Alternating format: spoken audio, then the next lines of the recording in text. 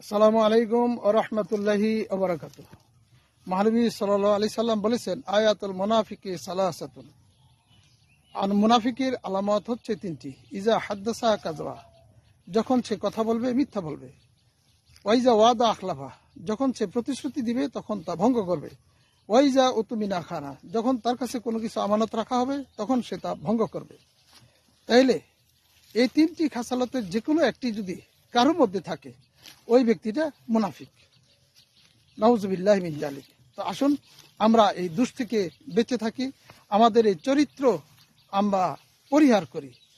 আর মুনাফিকদের ব্যাপারে মহান রাব্বুল আলামিন বলেছেন পবিত্র কোরআনুল কারীমের বাণী, বিসমিল্লাহির রহমানির রহিম, ইন্নাল মুনাফিকিনা ফিদ দারকিল আসফালি মিনান নার। এই আয়াতে বলা হচ্ছে যে মুনাফিকের স্থান হচ্ছে জাহান্নামের সর্বনিম্ন স্তরে। কাজে আমি নামাজ পড়ে, আপনি নামাজ পড়ে, রোজা রেখে, হজ করে, যাকাত দিয়ে সব কিছু করে যদি এই দোষটা আমাদের অঙ্গে জড়িয়ে রাখি, তাহলে এত কিছু করার পরেও কিন্তু আপনাকে আমাকে জাহান্নামের সর্বনিম্ন স্তরে থাকতে হবে। যদি কারোর মধ্যে এই দোষটা থাকে, ওই ব্যক্তিই থাকবে।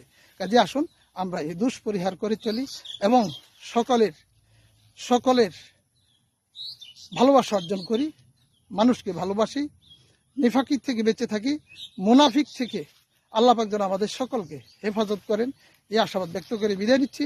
আসসালামু আলাইকুম ওয়া রাহমাতুল্লাহি ওয়া বারাকাতুহু।